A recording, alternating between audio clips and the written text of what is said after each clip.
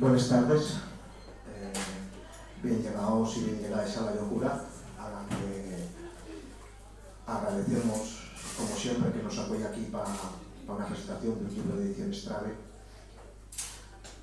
La primera vez que vine yo a la locura fue para presentar el primer título de la colección Calume, que era la traducción al asturiano de la novela 1984 de George Orwell. Años después presentamos aquí esta tarde la novela Guillén de Mercadenes, traducida al asturiano por Miguel Sánchez Canella, y el sexto título de la colección Calume.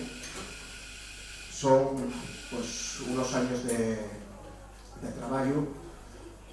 Ahora mismo pues acabamos de acaba de llegar a las librerías el séptimo título de la colección, que ya la novela King de Rudyard Kipling. Pero en esta tarde vamos a hablar de la novela Guillén, escrita en catalán y traducida al asturiano. Y bueno, yo creo que hay que explicar un poco por qué, ¿no? Por qué la traemos aquí a Asturias y por qué se traduce al asturiano.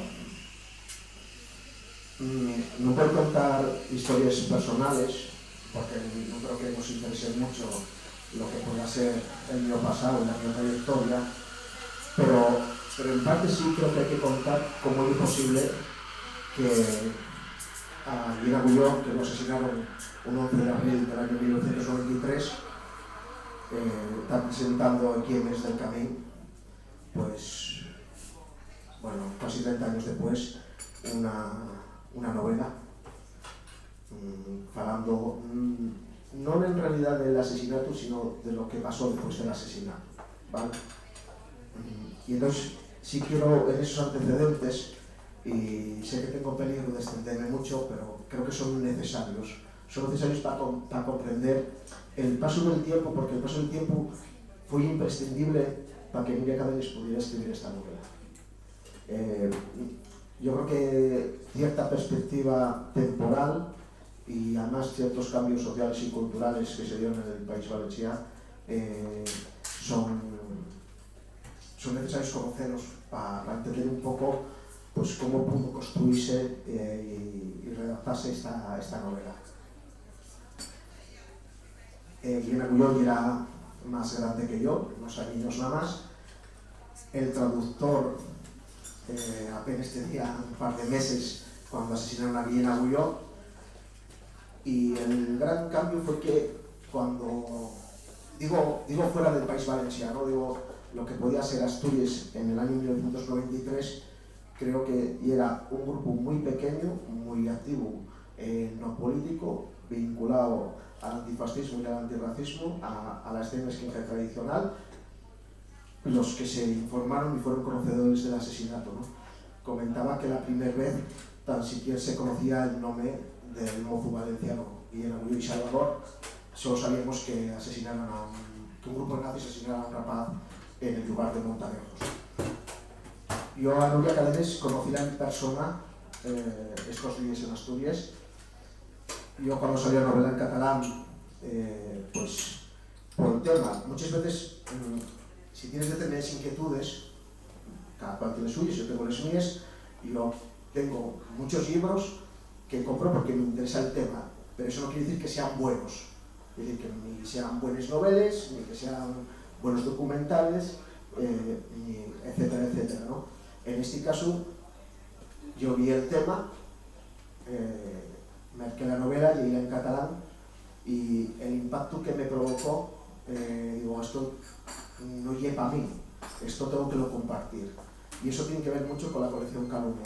La colección Calume no es una cuestión del gusto de una persona que es el director, por muchas veces una casualidad y ciertas coyunturas que lo hicieron posible, sino que también, y lo importante, es que las cosas se saquen pues, para la gente que estáis aquí y los que no están y los que no están, ¿no? O sea, intentes que se publiquen buenas traducciones al asturiano de libros que consideres importantes para Asturias, desde muchas perspectivas. La literaria ya la primera, pero después pues tiene que ver muchas veces con género, con la temática y con la manera de narrar, como la que tiene Nuria Cadenes en esta novela. Si echáis una huella al libro vais a ver que tiene una maquetación especial que tiene que ver mucho con la construcción de la novela. Y en eso ya después va a explicarlo la propia Nuria. Decía que no la conocía en persona, pero yo sí sabía de ella. Y entonces traigo la primera vez que yo llegué a algo de ella, llegué a una entrevista por causas, o sea, por cosas que no vienen al caso aquí y ahora, pero sí que me interesa un párrafo que dice así: las detenciones, amenazas, represiones, represalias laborales, etcétera, están a la orden del día. El sistema no tiene escrúpulos y desde el miedo en mandar a sus esbirros a asesinar a Guillem Agulló, militante de Maulets. No creo que Nuria supiera, cuando estaba respondiendo esta entrevista, que más de 2 décadas después iba a estar pues, presentando una traducción al asturiano de una novela documental, o como la queramos calificar, alrededor del asesinato de Guillem Agulló y del juicio a los asesinos de Guillem Agulló y lo que pasaba en Valencia en aquel momento. Yo muchas veces no hay una cuestión para decir a la gente más mozo contar batallas, no hay la mi misión aquí y no procede, pero a mí ahora hay que recordar a la gente pues que tenemos ciertos años cómo te podías enterar de esto en un mundo sin internet, sin móviles, sin redes sociales y en el caso asturiano sin medios de comunicación propios. Yo creo que es muy importante. Determinadas respuestas sociales, culturales y políticas, si no tienen medios de comunicación propios, vertebrar ese tipo de respuestas es muy complicado. Y te lleva más tiempo, más energía, mucho más esfuerzo y un labor pues, más de cae, de calella y de parar con mucha gente, ¿no? Y eso desgasta también. Cuando digo esfuerzo, no es una cuestión sobrenatural, ¿no? Sino que tienes que tener una inquietud por saber qué pasa fuera y darlo a conocer aquí. Y eso yo creo que había un grupo que era un grupo pequeño de personas, no era algo que haya que esconder, porque esa era la realidad y no era otra. Ahora hay mucha gente, mozo, que por motivos distintos, pues porque hay una película que se titula El amor de Guillem, porque hay un documental, porque esta ya es la segunda novela que se escribe sobre el caso, y por toda la acción sociopolítica y también sociocultural y musical que se hizo no solo en Valencia, sino en el conjunto de los países de habla catalana, pues que llevaron que desde el día después, 2 días después del asesinato, lleven haciendo. Y no siempre en las mejores condiciones, es decir, y más en momentos de condiciones muy malas, digamos, de persecución mediática, de amenazas pues, a los padres de la víctima, a los amigos de la víctima, etc. Si no hay una constancia y una idea de resistencia y una idea de justicia, iba a ser imposible que esta novela tuviera aquí. Y no digo ya escrita en catalán en el año publicado, en 2019, sino con una traducción al asturiano, ¿no? ¿Cómo te enterabas? Enteraste de una cuestión, pues, que traigo aquí unas cosas, pero voy a ser muy, muy curtio, ¿no? Una cuestión como esta, ¿no? Esto era un boletín que se hacía en Valencia, el alerta antifeixista, de octubre de 1993. Y en asesinarlo en abril. Las cosas no salían, no eran de publicación inmediata, costaba sacar el salambre, y son follas fotocopiadas, ¿de acuerdo? Y entonces tú llegabas esto a casa, al buzón, porque tenías interés en saber qué hacía otra gente fuera de Asturias y también dar cuenta de lo que hacías aquí. Yo creo que eso es un contacto de solidaridad, para mí eso es el internacionalismo, no hay una cuestión de ser subalterno, subsidiario, sino de igual a igual, intercambio de comunicación, intercambio de experiencias, que valgan en una parte y en la otra, ¿de acuerdo? Y entonces, ¿qué ponía una alerta antifascista? Pues un recorte que dice: abren una investigación por la presunta agresión de un policía en marroquí. Eso, a ver, es la alerta antifascista del 8 de 1993. Pero después, una página que falaba de la represión policial en Esfalles de Valencia. Y después, meses después del asesinato, pues claro, hay un especial dedicado a Guillén Agulló. Hay un recorte del periódico Levante. En el periódico Levante hay recortes en la propia novela que usa Nuria. Pero si yo os decía que en mayo de 1993, digamos, en una publicación antifascista asturiana, de Acción Antifascista Dubier, salía la noticia y no sabíamos el nombre, pues 2 días después del asesinato, que publica el diario El Levante, que no era lo peor era las provincias, que es el equivalente a la Nueva España, ¿no? Para situarnos los que somos aquí asturianos y asturianas. Pues el titular ya era: un miembro de un grupo nazi asesina de un navajazo a un antirracista en Montanejos. El nombre tampoco sale en el titular, pero lo que sí sale ya es lo que en el resto de prensa de Valencia y del Estado no salía: el carácter político y con premeditación del asesinato, sin ambigüedades. Entonces, eso ya es también una idea que tenemos que tener, que contra el fascismo no vale ni equidistancias ni ambigüedades, porque el fascismo no va contra unas personas que tienen un color de piel o que lleven un parche en una cazadora, van contra toda la sociedad, a imponerle sus ideas y la su forma de actuar, ¿de acuerdo? Ya los propios amigos de Guillén, compañeros de lucha, declaraban en el propio diario El Levante: ha sido un asesinato político. Una cuestión que ya, si leéis la novela, que espero que lo falláis porque es muy buena, queda claro, ¿no?, cómo fueron los sucedidos. Guillén Agulló y era un rapaz de 18 años cuando lo mataron, y era un nadador, y era un deportista, pero era también una persona involucrada en las luchas del País Valencià, ya sean culturales, políticas, ¿no?, antirracistas. Y él hacía parte de un organismo que era el SARP, que eran los skins antirracistas, el SARP Lorta, y este era un boletín del mes anterior, ¿no?, de marzo de 1993. Explicaban qué son, para que la gente no confunda a los skins con los nazis. Hay nazis que se agitan la cabeza, pero no tiene nada que ver con el movimiento skinhead, por mucho que haya titulares mediáticos, cuestiones de tribus urbanas. Eso y una banalización y simplificación interesada.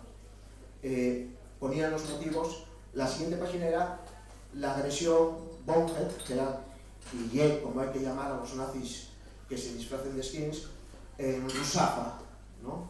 Personas conocidas que no salen con Misa Pienso en este caso una novela, pero sí sale el grupo que era Acción Radical, un grupo violento que tiene algo de común con los asesinos de Guillén, que es la absolución judicial de continuo, la impunidad de hechos constatados, denunciados y que no les pasen factura, ¿vale? Después, ya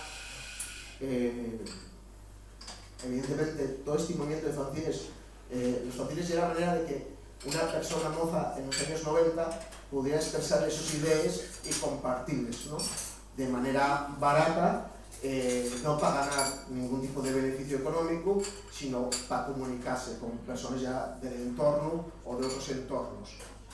La Asamblea Antifascista, que comentaba el asesinato de Guillén Agulló, en abril del año 1992, porque esto también creo que es necesario, esto yo parte de formación profesional mía, que yo estudié historia, ¿no? Siempre creo que hay que contextualizar las cosas, hasta las novelas literarias, porque a veces parece que la literatura, como si fuera un ente por ahí abstracto y neutro, y acabamos olvidando cosas, ¿no? Olvidando cosas. Esto era un dossier que hacía la Asamblea Antifascista un año primero de asesinar a Guillén Agulló, que ya que en Valencia lo que hay es un concierto en defensa de la raza, con la permisividad policial, con cientos de nazis per Valencia, como un punto de organización de la ultraderecha y del fascismo español, pero también europeo, porque vino siempre de toda Europa. Entonces, el dossier comenta lo que sale en la prensa. Cientos de cabezas rapadas pusieron en tensión a Valencia, y un titular, colchones, humo y rosas, los colchones, humo y rosas, y la autodefensa en una casa ocupada, que era la Casa Popular, que también sale en la novela, pues colchones, porque había la amenaza real de que intentaran atacar y quemar esa casa ocupada, lo que no había ninguna comedia, ¿de acuerdo? Entonces ponían colchones en sus ventanas para evitar pues, la entrada de piedras y de cócteles Molotov. Pero llegamos a un periodo que sale mucho en la novela, que se llama Las Provincias. Las Provincias, ¿qué comenta todo esto? Un grupo de rogelios agredió a un skinhead vasco. El skinhead vasco, vamos a poner, si queréis también lo de vasco entre comillas, ¿no? Porque a veces nacer en un sitio no creo que te dé una determinada identidad y una coyuntura de que tú no dependió de ti, ¿no? Creo que eso está claro. Los rogelios, explícalo en el propio diario de Las Provincias, nombre con el que se conoce entre los grupos fascistas a los de extrema izquierda. Pero el titular es: un grupo de rogelios ataca a un skinhead vasco que en realidad ya era un nazi y va a este concierto de defensa de la raza, ¿no?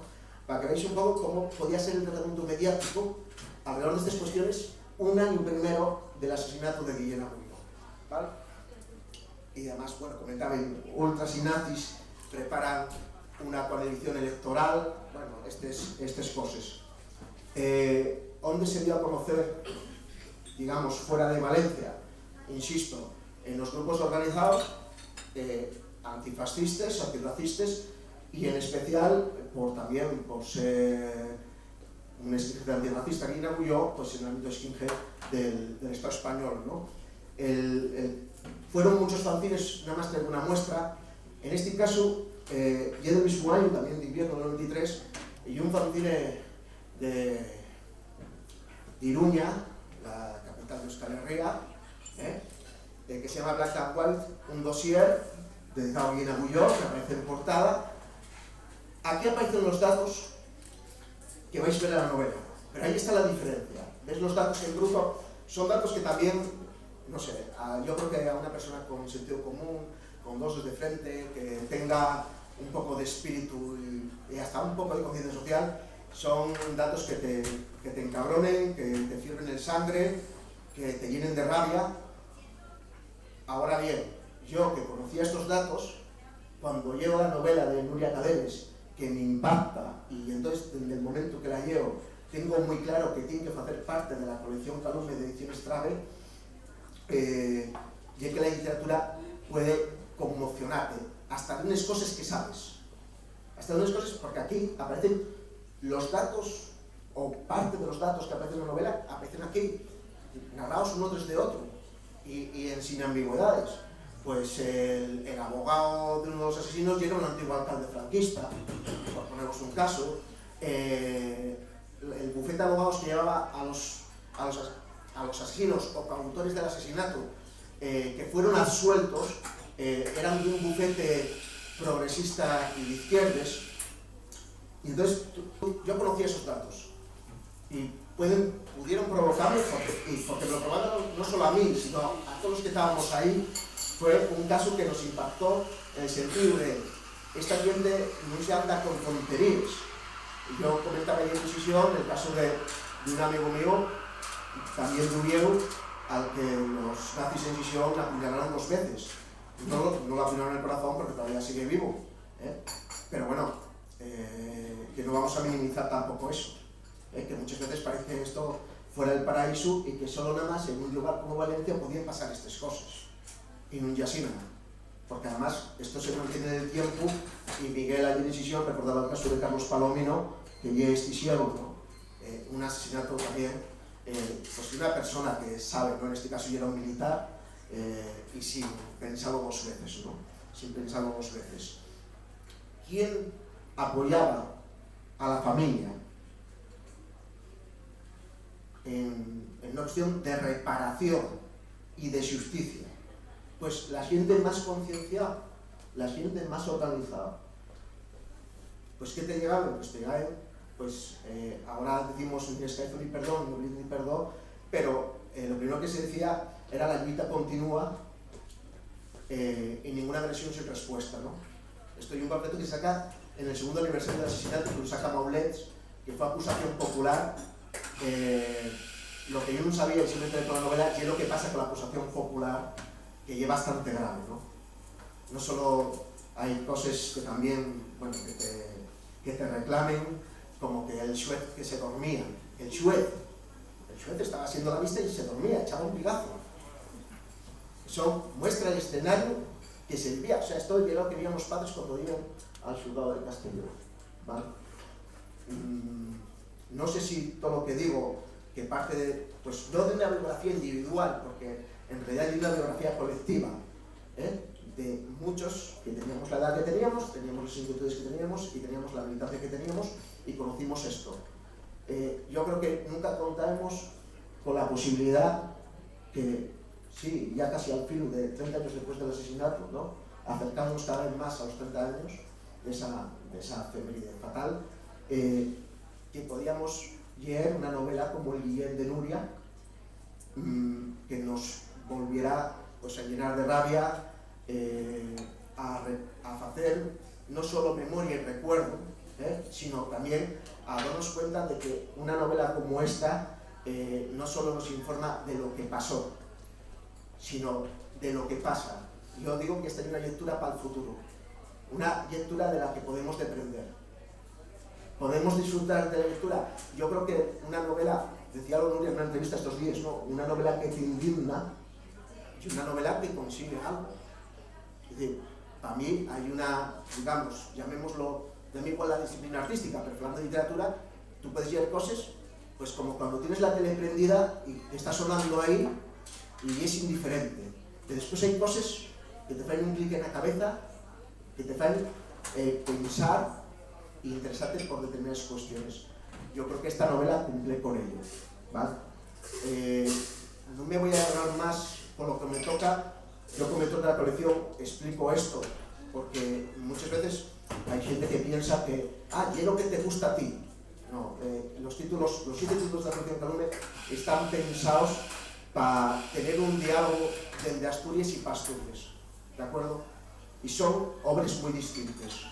Puede haber una ucrania, puede haber una distopía, puede haber una novela como Guillén, o puede haber, como el caso de La palabra final de Roberta Tattafiore, el diario de una mujer italiana que decide quitarse la vida. Yo siempre, no hay un paralelismo, pero sí que me parece que lleva a pensar un poco cómo es posible que, siendo el suicidio una cuestión importante dentro de la sociedad asturiana, la invisibilización que tiene. Pero no me refiero a los medios de comunicación ni a las instituciones, que podría referirme con datos, sino también al nivel de la disciplina artística. ¿De acuerdo? Voy a presentar ahora a Miguel Sánchez Canella. Miguel y el responsable de tener esto en asturiano. Hay más responsables. Hay responsables que son, pues, Esther Prieto y Samuel Castro, que son los responsables de Ediciones Trave, y que muchos no, les más de las veces fue un trabajo que queda invisible, porque al final está Rafa Valdés aquí en una mesa comentando estas cosas, pero es un trabajo imprescindible, porque es el trabajo, pues, de gestionar los derechos, de contactar con la editorial, de hacer todo el esfuerzo del que son quien, pues, para traer a Núria Cadenes, pues, ante ayer Oviedo, ayer Asisión y Güey a Miles del Camino, aquí en la locura. Y hay que lo valorar y hay que lo reconocer. Después está Samuel Castro. Samuel Castro y el otro responsable de Ediciones Trave, pero ya es responsable de que esta novela y el resto de títulos de colección Calume en concreto, no falo del resto del catálogo de Ediciones Trave, tengan una edición tan cuidada, tan respetuosa siempre, en este caso, podéis ver si es novedad, con la maquetación interna del texto original que se refleja en la versión asturiana, y después para estos portales que para mí son maravillosos, porque son portales que llamen al lector, ¿no? que busques, que reclamen, que la gente pare los huellos y que diga, voy a abrir este libro a ver de qué va, ¿no? Lo menos importante y el texto de la recubierta, porque lo firmo yo, ¿de acuerdo? Cuando traes a una autora como Nuria, que ella en Valencia, en el conjunto de los países catalanes, que es conocida, tiene una decena de libros publicados, y es periodista, escribe a veces en distintos medios de comunicación catalanes, pero aquí no lo lleva. Y eso también ya aborda una colección de traducción. Trae autores y obras, de algunos son conocidos, pero otros no. Y yo creo que eso es donde se extrema lo que yo una editorial profesional que quiere hacer las cosas curiosas, que quiere ofrecer algo distinto al lector y a la lectora, tienes que tener, yo no lo voy a llamar arriesgar, pero sí tienes que tener la determinación y esa voluntad de querer llegar ahí, ¿no? Entonces, Nuria ya es desconocida en Asturias, espero que ahora menos, y que lo sea más para adelante todavía menos, y en este caso, ¿en qué pienses? Esto no es una cuestión de amiguismo. Yo a Miguel, pues no podemos decir que seamos amigos, no somos enemigos porque si no estaríamos aquí, ¿vale? Pero yo lo que veía era un rapaz mozo que traducía del catalán al asturiano, que publicaba cosas, y yo veía un asturiano muy cuidado, muy curioso. Lo imprescindible para traducir una obra para la colección Calume, ¿de acuerdo? Una persona con formación en traducción e interpretación. Él tenía un par de meses cuando se una leyenda abrió, pero tiene que se nos quitar la tontería de una vez de ese paternalismo para con la mocedad, como si no supiéramos hacer nada, como si no supieran nada de la vida, y yo creo que aquí está la demostración del buen hacer de un traductor mozo. No va a ser la última traducción para la colección Calume, espero que haya más, y sé que va a haber una más, porque ya tenemos una historia para él, y no hay un riesgo, y posar la confianza. Y entonces, podéis decir, bueno, no conocemos nada.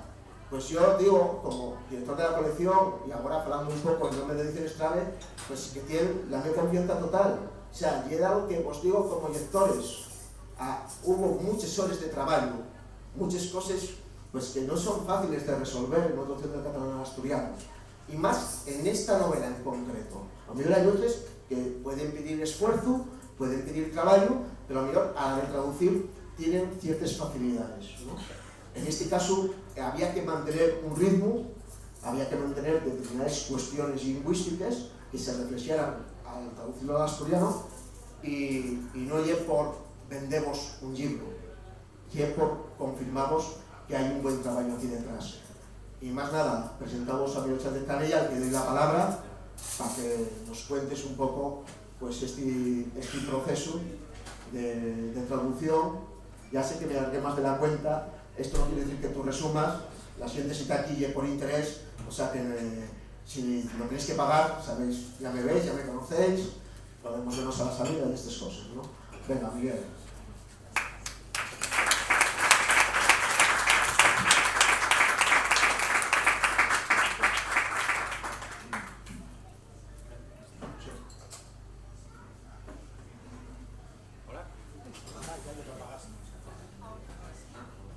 Ahora sí. Vale.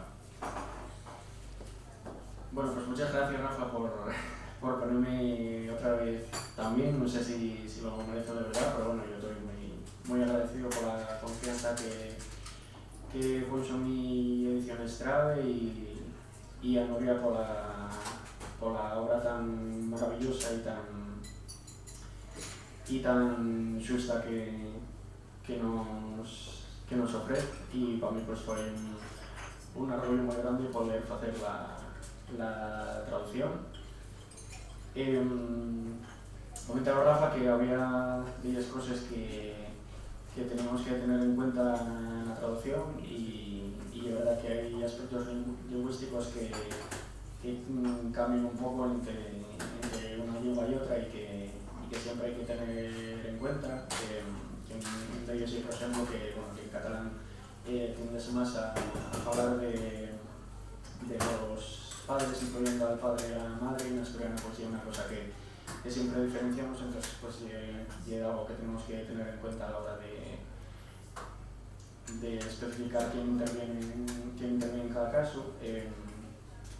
había también otra cuestión que está poco normativizada, como el de la toponimia, que bueno, para las ciudades grandes del territorio valenciano sí que tenemos alguna referencia, pero bueno, tuvimos que sopesar un poco cómo adoptábamos los topónimos de lugares más pequeños, de pueblos sevilles. Entonces, pues, bueno, también lle una xera que deixo per aí para quien quiera dar el testigo y afondar más en ello. Y bueno, y más nada, para que veáis un poco cómo fue el trabajo de Primo Hermano, pues si os parece voy un cachín.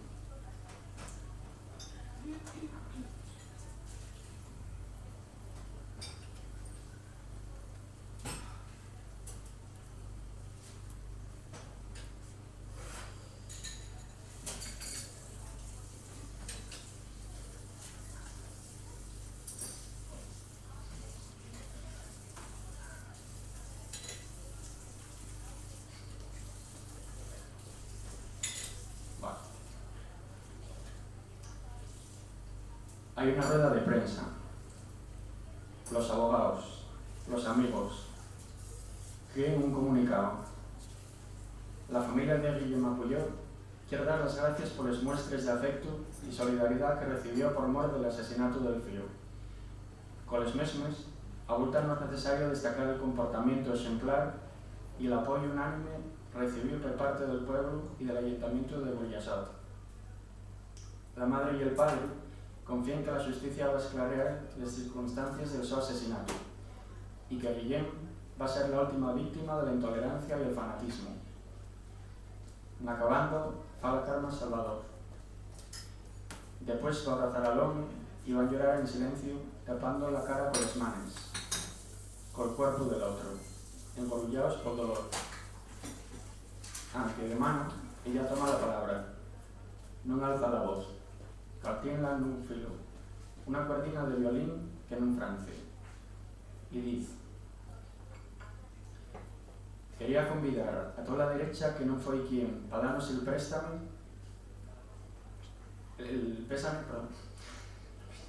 a que ellos rodean a los padres y madres de los asesinos, porque nos tenemos un fill muerto que va a vivir para siempre, pero ellos, por desgracia, y seguro que sin saberlo, hay 22 años engendraron y dieron vida a la muerte.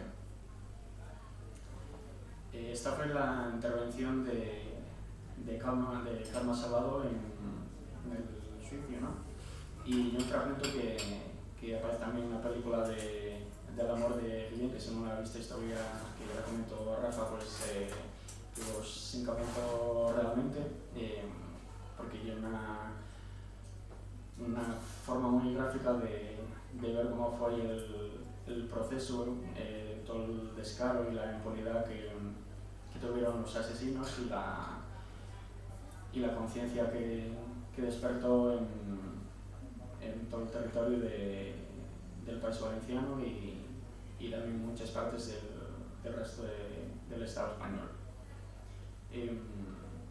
Me comentó Rafa que yo tenía nada más unos meses cuando asesinaron a Guillem, y la verdad que era una historia que sí que conocía ya, pero la verdad que para mí fue una oportunidad muy grande de afondar en todo el asunto de la batalla de Valencia, que la verdad que fue literalmente eso, aunque haya gente implicado que siga queriendo blanquearlo y que quiera negarlo todo, y que llega algo que hoy en día todavía está a la vista, y todo el legado cultural que hubo en ese territorio, y que llega algo que muchas veces no nos llega como debería, pero que tiene una calidad y una conciencia que deberíamos tener más en cuenta muchas veces en otros territorios tan cercanos, pero que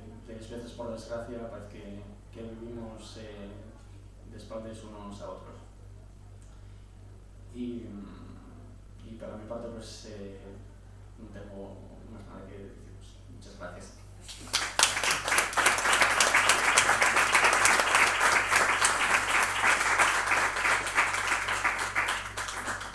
Bueno, Miguel Diz, que no tiene nada más que deciros, eso de una verdad a medias. O sea, si él no quiere contar más nada, que no lo cuente. Tenéis tiempo para preguntas después y creo que podría contar muchas cosas. O sea, a lo mejor piensa que no son muy interesantes, y desde mi punto de vista que sí, porque hasta la propia diferencia espacio-temporal, ¿no? Puede ser significativa. Comentaba la película Amor de Guillem. Yo recuerdo que cuando sacamos La Naranja Mecánica, que fue el segundo título de la colección Calume, pasó una cosa, ¿no? O sea, pasaron muchas cosas buenas, pero una de las cosas que pasó y que me comentaron muchos directores y era que ellos vieran primero la película de Stanley Kubrick, ¿de acuerdo? Y entonces que cuando yendo a la traducción asturiana que ellos venían a la cabeza fotogramas, ¿no? De la película. Yo, parece muy bien que veáis El Amor de Guillem, recomiendo, igual que Miguel, pero recomiendo yo primero la novela, porque digo por la mi experiencia, yo llegué primero la novela, en este caso el original en catalán, y después vi El Amor de Guillem. Entonces cuando yo vi El Amor de Guillem, claro, yo iba asitiando determinados pasajes que ya conocía por la novela de Nuria, y entonces estaba viendo ahí pues una parte gráfica, ¿no? Una parte gráfica. Y hay una parte también documental en esa película, que es importante.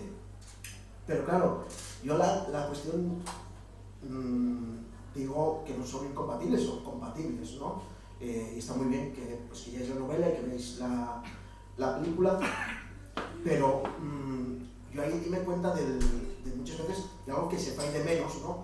Y que es lo que consigue la buena literatura, que sin tener imágenes ni en primera persona ni con productos artísticos como una película, como la buena literatura consigue impactar, revolverte por dentro. Ahora, a lo mejor hay gente que utiliza distintas variables pues, para dar a conocer las obras literarias, y es muy respetable. Pero yo creo que la buena literatura no necesita una fotografía al yao, no necesita a lo mejor pues, una fotocopia de un recorte, sino la transcripción de ese recorte para ver cómo te afecta, ¿no? Ahí es la fuerza de las palabras. Y después las palabras que tú seas a comunicar con la gente, con el entorno cercano, y decir, pues mira, acabo de leer esto y bueno, pues a mi hora acabes llorando. Sí, es una cosa que puede pasar, Bueno, hay gente que no tiene sangre y a lo mejor no llora, pero bueno, quien tenga un poco de alma, yo creo que hay pasajes pues, que son duros. Esta novela, con ella, Nuria, ganó de ellos premios. Un premio como el Valencia Negre, que decía ahí en Incisión, pues como un certamen, voy a poner comillas, asemillado a la Semana Negra, y dice cuestiones de novela negra, policíaca, de terror. Claro, y que tienen todo eso.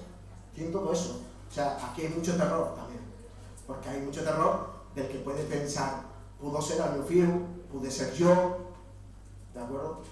Hay mucho policíaco porque aquí hay mucha prescripción de atestados policiales de la Guardia Civil, que bueno, cada cual tiene su opinión sobre su seguridad, yo tengo la mía, y si no añado más nada, yo creo que va a dejar muy claro lo que tengo, ¿no?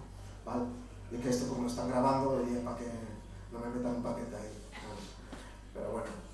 Y ganó más premios Guillem, pero uno no publica y decide traducir esta novela de catalán a asturiano por los premios que gana. Y además, yo cuando leí la novela no ganaron ningún premio, y ya tenía la determinación de que tenía que hacer parte del catálogo, ¿no? de la colección Calume. Y entonces yo recomiendo pues eso, sí, que veáis la película, que escuchéis a Xavi Sarrià, a Ocio Cano Randasic, a Aurín Paz, las canciones que tienen dedicadas a Guillem Agulló, muy bien, compatible y necesario, pero que leáis la novela para que veáis la fuerza que puede tener una gran obra literaria y la fuerza de la palabra. Y doy la vez, sí, ahora no ya agradeces. Muchas gracias. muchas gracias. Es lo único que de momento se decide en asturiano y espero que a la próxima ya sabré cómo elaborar frases enteras y no tener que ir solo por el mundo diciendo muchas gracias, muchas, porque dices, a esta chica pues le falta un poco de vocabulario, ¿no? Bueno, de entrada yo intentaré ser breve, me cuesta mucho ser breve y más en esta historia, pero intentaré porque después si puede haber que sea un rato de diálogo, pues también siempre está bien. De entrada, muy breve pero imprescindible, el agradecimiento a Ediciones Trave, evidentemente, a Miguel Sánchez por el trabajo precioso que habéis hecho, por haber traducido Guillem al asturiano, que es la primera lengua a la que está traducida esta novela, y es realmente un honor, y me ha permitido además pues, conocer un poco la realidad cultural de Asturias, y sí, es un honor, y aunque quede un poco rimbombante, no sé decirlo de otra forma, y me siento muy honorada y muy feliz, la verdad. Y eso es lo primero que quería decir. Luego quería decir dos cuestiones de entrada, porque luego me lío con la parte oscura de esta historia y me olvido de la parte importante, que es como después terminaré, porque esta, sobre todo la historia que se narra en esta novela, es una historia dura de leer, ha sido una historia dura de escribir. Cuando hablabas antes, Rafa, de llorar, pues yo también he llorado escribiendo, es algo raro que pasa a veces, pero es difícil de evitar. Es una historia de impunidades. Lo que se narra en esta novela es una historia de impunidades y un retrato de las estructuras que propician estas impunidades. Es el río de fondo. Pero es también, y es sobre todo, y aquí es donde quiero ir a parar, y al final pues siempre lo tengo que decir rápido, por tanto pues lo cuelo ya de entrada, es una historia de resiliencia, en realidad, porque pronto hará 30 años que asesinaron a Guillem Agulló, lo asesinaron como escarmiento, es un intento de escarmentar, intentar asesinar unas ideas, una forma de ser, una forma de pensar, una forma de imaginar un mundo pues, más digno y más justo, tanto para las personas individualmente como para los colectivos que formamos los pueblos. Intentaron que después nos olvidáramos de ello, intentaron negar el carácter político de ese asesinato y sobre todo, esto no importa, esto ahora no toca, esto ahora no hables, esto pasemos a otra cosa. Y 30 años después aquí estamos, en Mieres, hablando con la excusa de una novela, hablando de la historia de Guillem Agulló. Por lo tanto, es una cuestión de lo que al final narra también la novela, es la respuesta a esa brutal agresión y a todo lo que representaba el asesinato de Guillem Agulló. Y habla de resiliencia porque es más incluso que resistencia, y es una palabra que a veces a mí me cuesta de pronunciar, pero he practicado resiliencia, y me salen todas las is y ya la puedo, digamos, pronunciar más o menos sin equivocarme, pero en el diccionario tiene 3 acepciones y en este caso las 3 juntas coinciden en la respuesta al asesinato de Guillem Agulló. De entrada, resiliencia es la resistencia, es lo primero que hay que hacer, resistir, ¿no? Cuando te golpean. Resiliencia significa la resistencia que presentan los sólidos a la rotura por choques, definición de diccionarios, es decir, recibes un golpe muy duro, el peor, en ese caso pues el asesinato de Guillem Agulló, 18 años que tenía cuando lo mataron, es el peor golpe que puede recibir, pero resistes, ahí está, ¿no? Esa es la primera. Pero además la resiliencia es la capacidad de un ecosistema de regresar al estado normal al ser afectado por perturbaciones o interferencias. No solo resistes el choque, sino que regresas allí donde estabas, ¿no? En este caso ya habla de un ecosistema que seríamos un poco más que un individuo, ¿no? Esas son las relaciones que conformamos entre nosotros. Pero hay otra acepción todavía, que es la capacidad para enfrentar con éxito, esa es no solo resistir, no solo recuperarte, sino enfrentar con éxito una situación desfavorable, la capacidad de recuperarse y desarrollarse positivamente ante las circunstancias adversas. Y eso es lo que ha sucedido en esta historia. No han ganado ellos, aunque lo pueda parecer, porque es una historia terrible, porque mataron a Guillem, y esto es lo peor, pero mataron a Guillem, pero no ganaron. Esto es de entrada una de las cuestiones que tenemos que tener siempre presentes. Porque una de las pruebas es que estemos aquí hablando de ello, pero no solo por la novela, sino justamente porque desde el primer momento hubo, a los pocos años hubo otra novela que hizo en Jaume Fuster, L'amor de Guillem, pero hubo pintadas, murales, carteles pegados en la pared, conciertos, poemas, charlas, conferencias, manifestaciones, huelgas, etcétera, etcétera. Cada cual, dibujos, no sé, cada cual haciendo lo que sabía y lo que podía para escampar la noticia que querían de entrada, la noticia que querían enterrar, para mantenerla en la superficie y para responder también con esta resiliencia que luego se ha visto que realmente ha salido a la superficie. Bueno, yo hablaré ahora rápidamente también del caso, pero este libro, como os he contado antes, no es un libro de historia, es una novela. Es una forma de contar la historia, no es la única forma, pero es una forma de contar la historia. Y explicaré un poco cómo se hizo Guillem. Porque Guillem, de entrada, cuando a veces me preguntan cómo se te ocurrió escribir esta novela, yo me dedico a escribir, pero no fue idea mía. Y también está bien contarlo, porque ahora yo estoy hablando de la novela y está mi nombre en la portada y soy la autora, pero hay más personas aquí dentro, ¿no? Aparte, evidentemente aquí pues hay también el traductor, los editores que han tenido la idea de la traducción, pero inicialmente hubo un editor que tuvo la idea que esta novela existiera, que es el Joan Carles Girvés, que es un editor valenciano que vive ahora en Barcelona, un poco al revés que yo, que soy de Barcelona y vivo en el País Valenciano. Y él fue parte de esta primera generación que quedó marcada por el asesinato de Guillem Agulló, y consideraba, con razón, que es una historia que hay que volver a contar, y volver a contar. Y volver a contar, ¿no? Esto Guillem Agulló, padre, lo dice a veces, ¿no? Cuando lo interrogaban como diciendo, bueno, ahora ya está, ¿no? Ya han pasado 10 años, ya podemos hablar de otra cosa, déjalo estar, ¿no? Y él decía, ¿por qué? ¿Por qué lo tengo que dejar estar? ¿Por qué tengo que callar? ¿Por qué pretendes que no te siga contando esta historia? Primero, que sucedió, y por tanto es una historia que debemos conocer, y segundo, que es una historia que todavía nos habla de un presente que tenemos que transformar. Por tanto, es más que una alerta también, ¿no? Es una cuestión que tenemos que seguir contando y seguir contando y seguir contando en todas las formas, desde todas las formas posibles.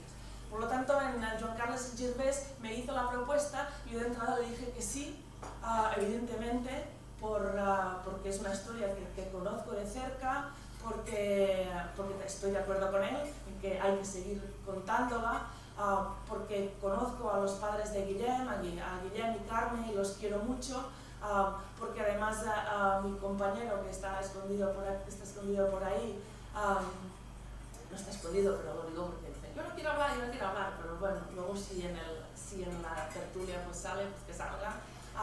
Él fue durante el juicio, los asesinos de Guillem Agulló, fue portavoz de la acusación popular contra los asesinos, y por lo tanto en casa tenemos pues toda la documentación, desde los reportes de prensa hasta los papeles del sumario, de la investigación y demás. Por lo tanto, tenía el material, tenía las ganas, había la necesidad, y dije enseguida, evidentemente, que haría, además me dedico a escribir, ¿no? Pues que haría esta novela.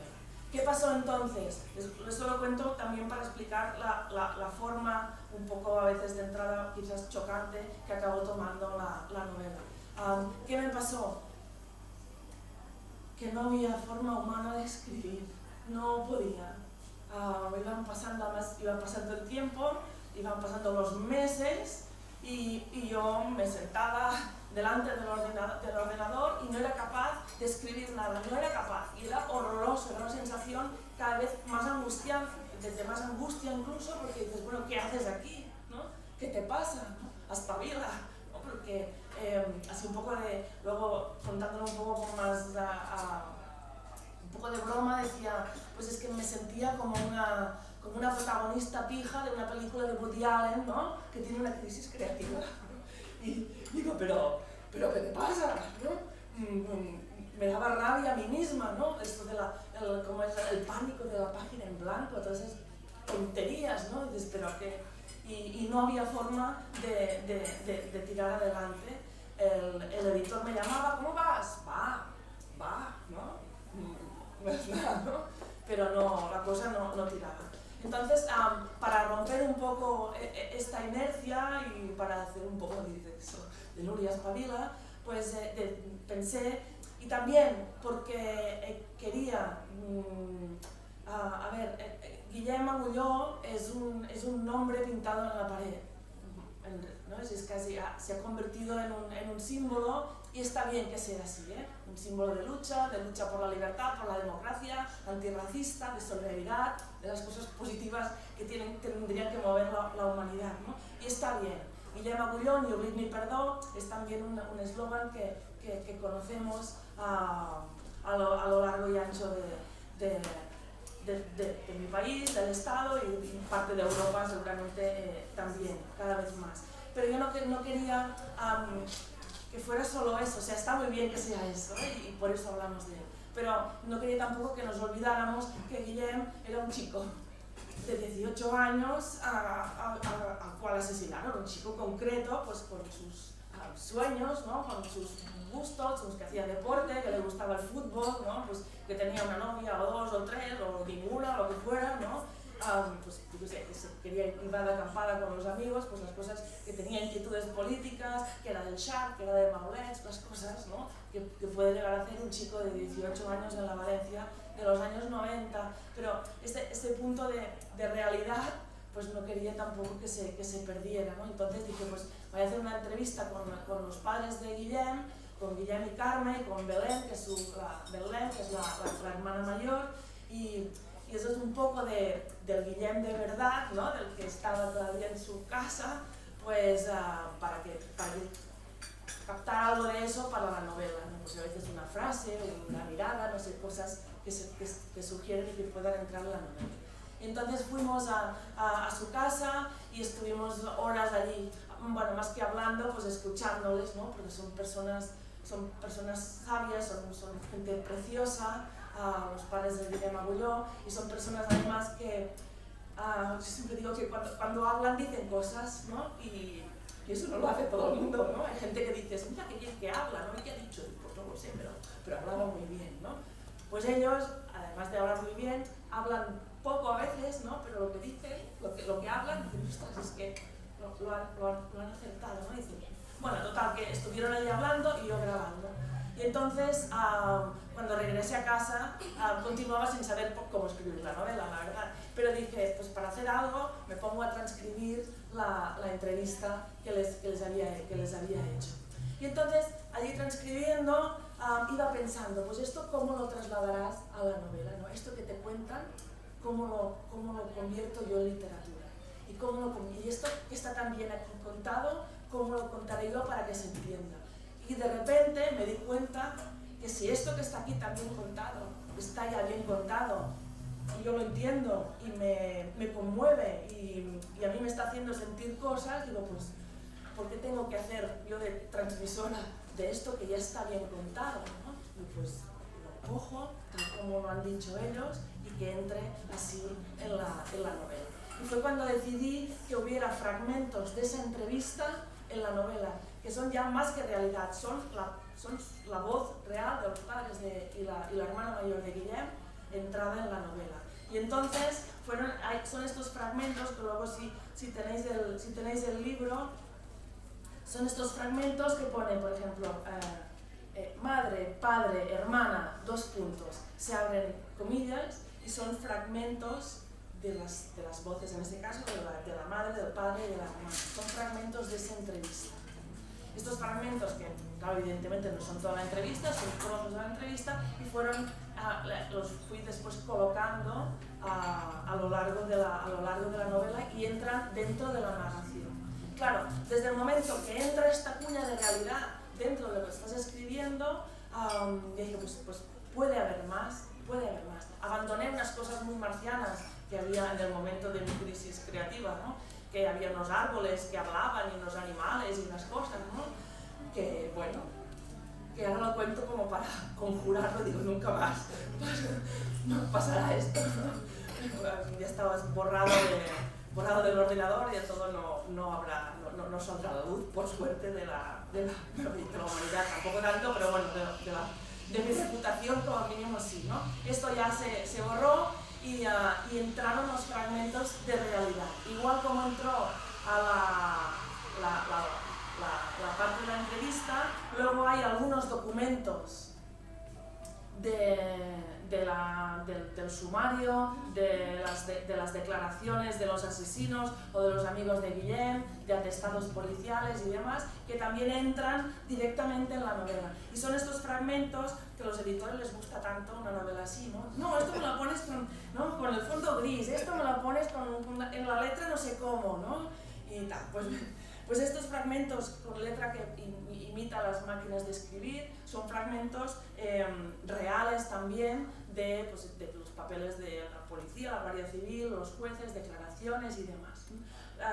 Yo los traducí al catalán, ahora están traducidos al asturiano de su original y con menos faltas de ortografía que tenían en el original en castellano.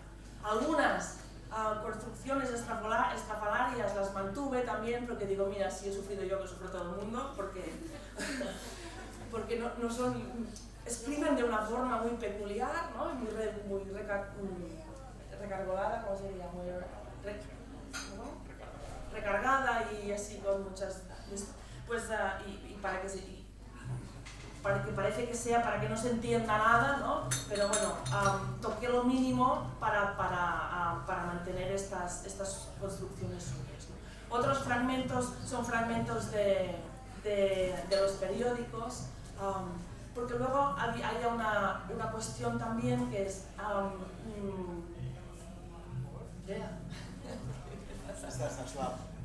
Vale. Es que se pone alegre, ¿verdad? ¿Hasta el parque? Vale, sí. Hasta luego. Hay algunas cuestiones que son estas que están con el fondo gris, que son recortes de periódico.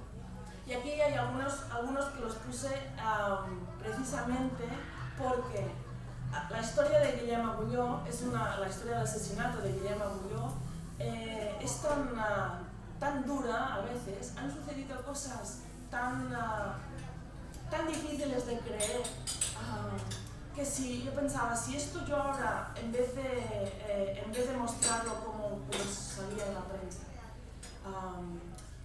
recreo una escena literariamente, a quien se lo lea se puede pensar esto que es literatura, en el sentido que he exagerado, ¿no? O que es una parte de la historia que me he inventado, ¿no? O que la he hecho más grande de lo que podía ser. Porque a mí misma, moviendo los papeles esos que decía que teníamos en las cajas, repasando algunas noticias de la época, había algunas cosas que, a pesar de conocer de pe a pa la historia, me sorprendían. Y tenía que leerlas 3 veces para darme cuenta de lo que había leído. Entonces pensé también que si a mí me había chocado tanto, por ejemplo, una noticia que es un fragmento que ahora os leerá amablemente Miguel, si me había chocado a mí, digo, pues mira, lo mismo que me ha chocado a mí esta escena, que le choque a quien lea la novela. Y por tanto, que no sea ni mi indignación, ni mi choque, ni mi rabia, ni mi tristeza, ni mi nada, lo que lea la persona que lea la novela, sino justamente esta noticia del diario Levante, por ejemplo, que es una noticia pequeña, que no es un artículo de opinión, que simplemente cuenta lo que pasó, es eso de quién, dónde, cuándo, ¿no? Una pequeña noticia del periódico y que a mí me dejó cuando la leí sin aliento y que ahora Miguel os leerá ya he movido donde estaba y no me acuerdo a la selva. Él se acuerda. Y así es como se construye también esta novela. Exacto.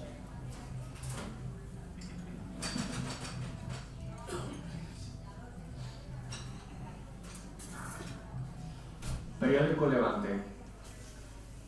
La testigo presencial del homicidio del mozo antifascista Guillem Agulló, que declaró ayer y mientras más de 6 horas en el xulgado de Segorbe, viose obligada a tararear el Cara al Sol por pedimiento de los 5 abogados defensores de los acusados. Además, la testiga moza no tuvo asistencia letrada al otorgar a los defensores que entrara con ella el abogado que la acompañaba. Los letrados implicados en el caso justificaron la su solicitud para comprobar si era verdad que conocía este cantar y para saber si estaba en condiciones de confirmar que esta ya era la sintonía que coreaba la banda de marchalenes poco después de cometer el asesinato, tal lo que declaraba primero. Ana, la amiga de Guillem, tiene 16 años. 16 años. 16. Este es el fragmento. Toda la parte explicativa es la noticia. Yo cuando leí esto, digo, primero quería representar la escena de Ana llegando al juzgado de Sogor con un abogado, cuando le decían que no entraba su abogado y por tanto tenía que entrar sola ante la juez y los abogados de los asesinos, que le hicieron declarar durante 6 horas y le hicieron cantar el Cara al Sol. Claro, si yo describo esta escena, que yo la leía y digo, no puede ser, ¿no? La tuve que leer 3 veces para entender lo que significaba esto. Si yo describía esta escena, pues podíais pensar, o si fuera que la leyera, pues la autora pues aquí se ha excedido un poco con la realidad, ¿no? Y por tanto lo que hice fue, pues aquí la tenéis. Porque esta es un ejemplo de las cosas que pasaron en este caso. A Guillem, por eso la novela se ha acabado construyendo con la realidad. No es una novela basada en hechos reales, sino una novela construida con los hechos reales. Luego pues hay escenas que sí que las he literaturizado, otras que están explicadas con fragmentos de cosas y se va tejiendo la novela a base de esta cruda y dura, a veces insoportable, como es este caso, realidad. Porque cuento muy rápidamente lo que sucedió a partir del 11 de abril de 1993 en Montanejos. Montanejos es un pueblo del País Valencià precioso, pobre. Digo pobre porque claro, ha quedado ligado a este asesinato. Y en Pascua del 93, en los años 90 las cosas estaban menos compartimentadas y menos reglamentadas y podías irte a acampada libre, ¿no? Y tú llegabas con tus amigos y tus amigas a Montanejos, con la tienda de campaña, un camping gas y unos espaguetis, ¿no? Y allí pues pasabas la Pascua pues acampando y a la noche vas a la plaza con los amigos y pasas la Pascua, que hace muy buen tiempo y buena temperatura en el País Valencià. Y esa Pascua del 93, Guillem Agulló era la primera Pascua en la que tenía 18 años y la primera Pascua que pasaba sin sus padres, ¿no? Con los amigos y las amigas. Y se acompañaron y se subieron a Montanejos. Con la mala suerte que coincidieron en Montanejos con un grupúsculo nazi de los que actuaban con absoluta impunidad en esa época, pero bueno, es lo que describe la novela, un poco antes del 93 y hasta alrededor del 95, actuaban con absoluta impunidad en el país valenciano. Coincidieron con este grupúsculo nazi que se autollamaba Marchalenas Cuarto Reich. Marchalenas es un barrio de la ciudad de Valencia y se autollamaban Marchalenas Cuarto Reich. En el autobús de ir hacia Montanejos coincidió en el autobús con un individuo que se autollamaba el bombero. Y ese tal bombero reconoció a Guillem, porque Guillem era una persona muy conocida en Valencia, ¿no? Pues era muy activo en movimientos sociales, en Casal Popular, en Nobles, siempre estaba en todos sitios, por todos lados. Además era así altote y bueno, hay personas que cuando entran en un sitio pues te fijas, ¿no? Y con Guillem te fijabas enseguida y lo reconoció. Y entonces pues se lo contó a los otros personajes de ese grupúsculo de Marchalenas Cuarto Reich. Por la noche, cuando se encuentran todos la gente joven en la plaza del pueblo, fueron a por Guillem. Guillem además llevaba una cazadora con un parche antifascista que le había cosido su madre en la cazadora y fueron a por él, ¿no? Que se para aquí, que se para allá. Lo fueron sacando, apartando de sus amigos y de sus amigas, entre las cuales pues Ana. A una de las amigas le dijeron tú vete de aquí que si no también te rajaremos a ti, ¿no? O sea, esa cosa digamos que estaba bastante clara. Apartaron a Guillem, se lo llevaron a una especie de callejón y allí entre todos, entre unos los sujetaban. Uno de ellos, que se hacía llamar el Ventosa, con una navaja le clavó la navaja en el corazón y lo mató. De una navajazo en el corazón. No hubo reyerta, hubo los golpes que recibió Guillem, a la manera valiente de los nazis, es decir, mientras uno lo cogían, el otro sacó la navaja y lo mató. Cuando lo dejaron allí en el suelo, se fueron, huyeron corriendo y entonces allí desplegaron toda la parafernalia, ¿no? El saludo nazi, viva Franco, viva España, y cantaron un trozo del Carrasco. Esa fue la marca de la casa, y dejaron a Guillem allí en el suelo. Esa noche, lo que sucedió esa noche, a partir de ese momento, marcó también lo que sería después los años siguientes hasta el juicio en el 95. Porque ¿qué pasó esa noche? ¿A quién detuvieron esa noche? ¿Quiénes pasaron toda la noche encerrados? ¿Y a quiénes sometieron a la mañana siguiente a larguísimos interrogatorios durante toda la mañana? A los amigos y las amigas de ella. Mira, dices esas cosas que dices como, me he equivocado al leerlo, no, esto no puede ser. Vuelves allí y ahí está, ¿no? Los amigos y las amigas de Guillem, que se enteraron porque oían hablar del muerto, se enteraron ahí encerrados que Guillem estaba muerto, porque oían hablar del muerto y dedujeron que era su amigo. A los nazis no los importunaron, no los identificaron, no los detuvieron, ni esa noche ni nunca, porque se entregaron a pasar 2 o 3 días, se entregaron de forma coordinada a las comisarías de la policía. Tampoco llegaron a detenerlos. Pero ese momento ya marca qué ideas o a quién tienes que señalar, a quién detienes, qué ideas son señalables y detenibles y a quién le concedes la impunidad. Y esta foto fija, tan cruel, tan dura, es lo que acaba contando evidentemente el caso de Guillem Agulló. No solo eso, si eso fuera poco, sino la negativa constante a reconocer que ese había sido un asesinato político, es decir, que a Guillem lo habían asesinado porque consideraban que sus ideas eran asesinables. Desde el primer momento también negándolo, y luego urdieron toda una campaña de prensa, no solo para negar el carácter político del asesinato de Guillem Agulló, sino casi para acusar a Guillem de merecerlo, que esto es al final lo que acabaron haciendo con esa campaña de prensa ignominiosa en el periódico, un periódico llamado Las Provincias, pero también desde el primer momento se marcó, hay otra escena que te pone la piel de gallina, que yo no te pediré tampoco que leas, porque yo alguna vez lo intenté y no pude, es eso que se hinchan los labios y dices, ya no puedo seguir leyendo porque acabaremos todos llorando y no es el caso, ¿no?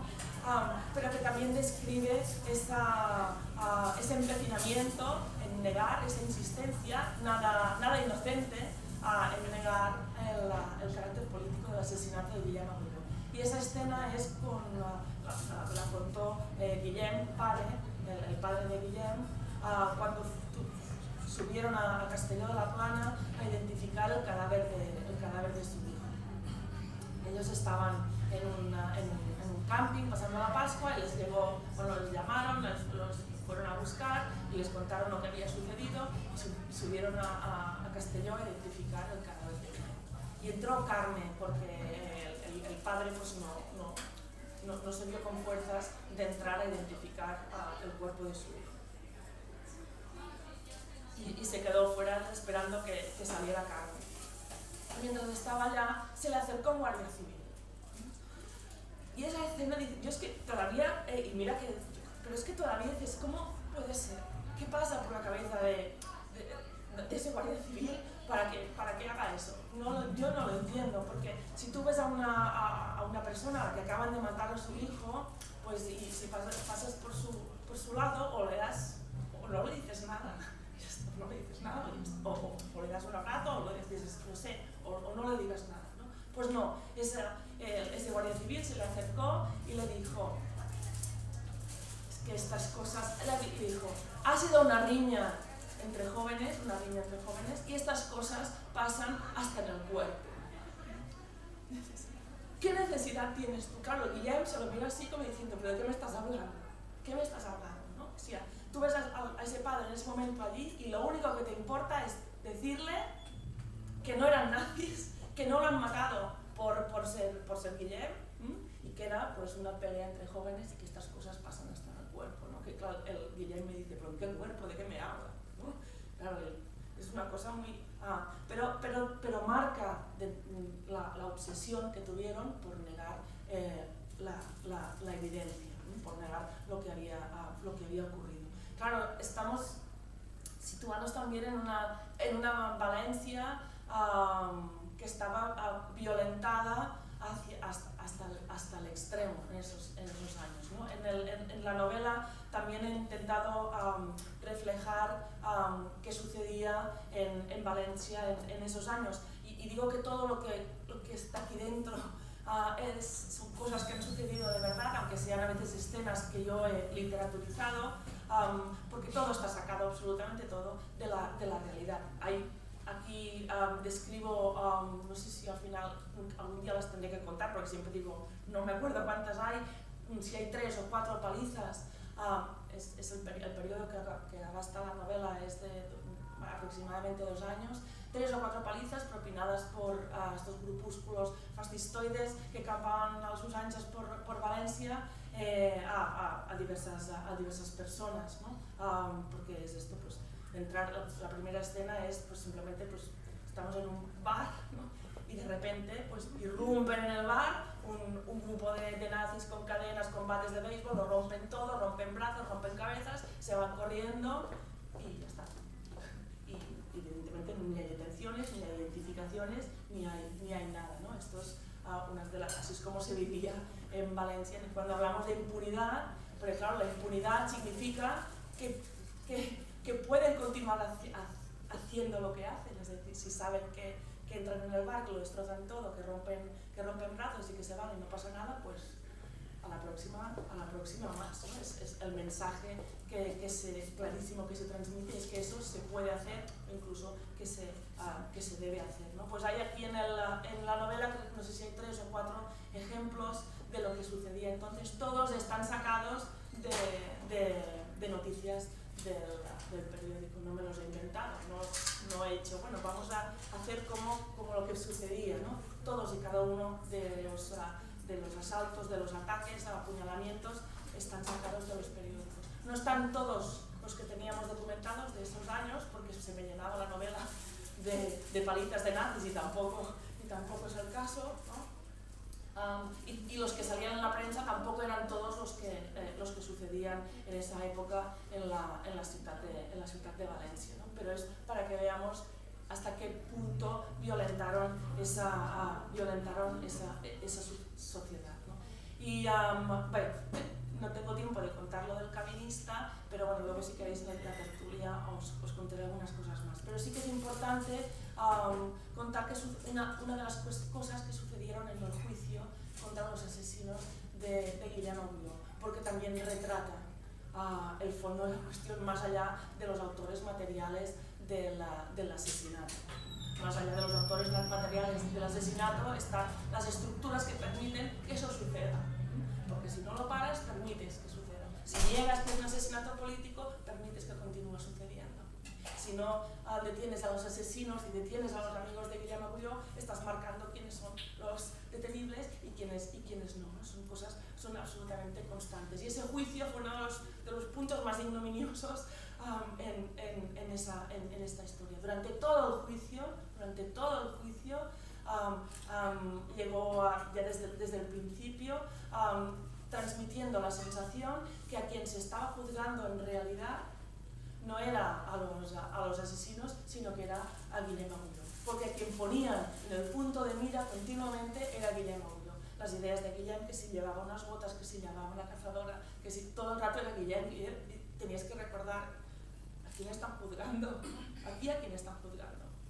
Porque uno de los abogados llegó a pedir que investigaran las ideas políticas del padre de Guillem. Y eso está por escrito. Y dices, pero ¿cómo pueden ponerlo incluso por escrito, ¿no? Porque había sido concejal de un partido político nacionalista en Burjassot, que es donde vivía y donde nació Guillem, ¿no? Esta obsesión por desviar la atención de los asesinos, por negar que la acusación popular intentó probar y traer pruebas de la conexión de los asesinos con los grupúsculos nazis y fascistas españolistas que actuaban en el País Valencià. Había pruebas de sus lligams, ¿cómo se dice? De sus conexiones, ¿no? Negaron cualquier prueba en este sentido, no permitieron que se trajeran pruebas para mostrar que era un asesinato político, y sin embargo centraron toda la atención en Guillem. En un punto muy concreto, por ejemplo, que ya es el sumum de la ignominia, que era el caso del puño americano. Los asesinos de Guillem, los abogados de los asesinos de Guillem, insistían y volvían a insistir en el hecho de que Guillem llevaba un puño americano. Que creo que en la novela hay un momento que no sé si es el padre Guillem o la madre en esa entrevista que hacíamos, que al final decía, bueno, es que no lo llevaba, no lo tenía. Dice, pero es que si lo hubiera llevado, ¿qué? Digo, al menos se habría podido defender, ¿no? Es que incluso llegaron a esta cosa de, bueno, y si lo hubiera llevado, ¿qué? Hostia, ¿no?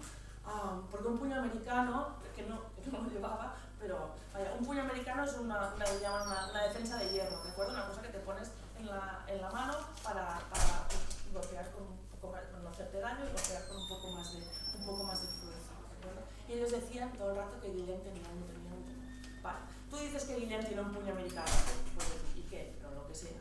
Pues va, ¿dónde está el puño americano?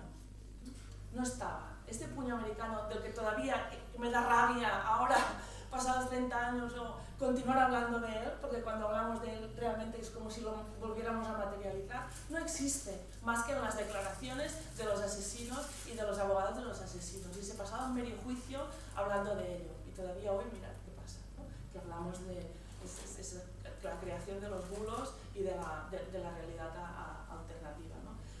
Bueno, pues llegó un punto en que en ese juicio los abogados dijeron que tenían una testigo especial y la llamaron la testigo X, porque se acogió a una figura de protección de testigos que se utiliza para testigos que tienen que testificar contra la mafia y cosas por el estilo, ¿no? La testigo X, la cual todavía no se sabe el nombre, ni los abogados de la defensa, ni los de la, bueno, los de la defensa de los asesinos, sí, los de la acusación, nadie sabía quién era, ¿no?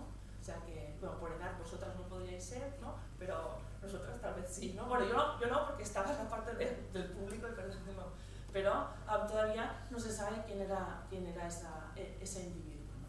Cuando a la madre de Guillem Agulló le contaron que había una testigo, que la llamaban la testigo X, que no quería decir su nombre porque tenía miedo, la madre dijo, pues normal que tenga miedo la chiqueta, ¿no?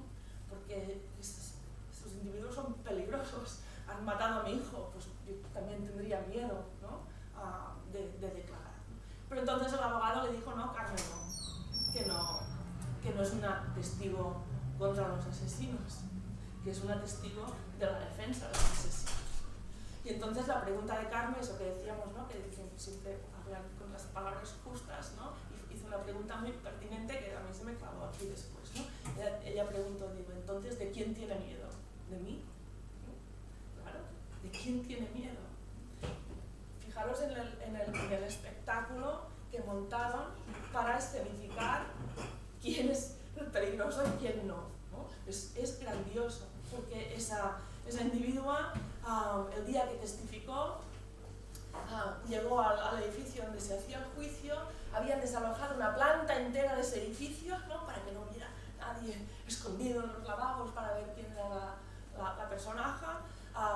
Entró protegida con un casco de motorista, ¿no? Y toda la prensa allí filmando, ¿no? Ella rodeada de parómola y protegiéndola, entrando en un barullo, ¿no? La gran puesta en escena, porque era una puesta en escena realmente, ¿no? Porque tenía miedo de los amigos de Guillem, ¿no? De la familia de Guillem, de quién tenía miedo, ¿no? Testificó detrás de un biombo, bueno, fue una parafernalia realmente que parece increíble, ¿no? ¿Y todo eso para qué? Bueno, porque todo eso era simplemente para ello mismo, todo eso era para el teatro que montaron, porque la tal testigo que dijo que le habían dicho que Guillem llevaba un puño americano. Pues a ver, ¿no? Claro, en ese juicio se habló más del puño americano fantasma que crearon verbalizándolo, que de la navaja que había matado a Guillem. Esa es no la paradoja, sino ese es el retrato, en este caso, pues del juez y compañía que se dormía durante el juicio. Y ¿cómo acabó ese juicio? Pues los absolvieron. Es que lo dices y yo no sé, me cuesta todavía ahora pues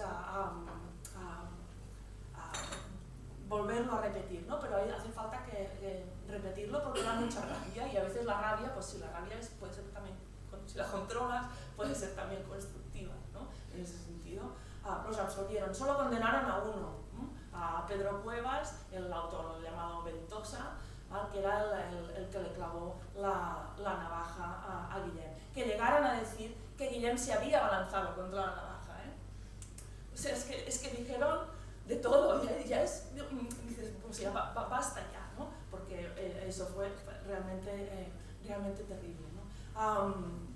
Los absolvieron. Solo condenaron a Cuevas, estuvo unos 4 años en la cárcel y salió, ¿no? Para continuar con sus andanzas. Bueno, pero como no quiero acabar con la parte más oscura, he dicho al principio que es una historia de resiliencia, ¿no? Y es verdad, no es solo una declaración, es cierto, porque durante todo este tiempo, y aquí en la novela también se recoge, ayer en Xixón contaba que a mí la parte que más me gusta de la novela, y me gusta mucho ya voy a decir, me gusta mucho cómo está escrita, ¿no? Y dirás, pero ya, ¿no? Que lo digas tú, ¿no? Pero lo diré porque no lo he escrito yo, ¿no? Y así y es este fragmento que casi es como un collage colectivo. De alguna forma la novela está construida con muchas piezas, ¿no? que van contando la historia y estas 2 páginas o página y media condensa esta forma también de contar, porque son fragmentos, están todos escritos seguido, pam pam pam, no sabes qué trozo es de quién, son solo fragmentos, pero no tienen ningún signo de puntuación. Si se leen en voz alta, yo recomiendo que respiren en algún momento, pero no tiene ningún signo de puntuación hasta el final, que hay un punto, ¿no? Y que además se acaba de...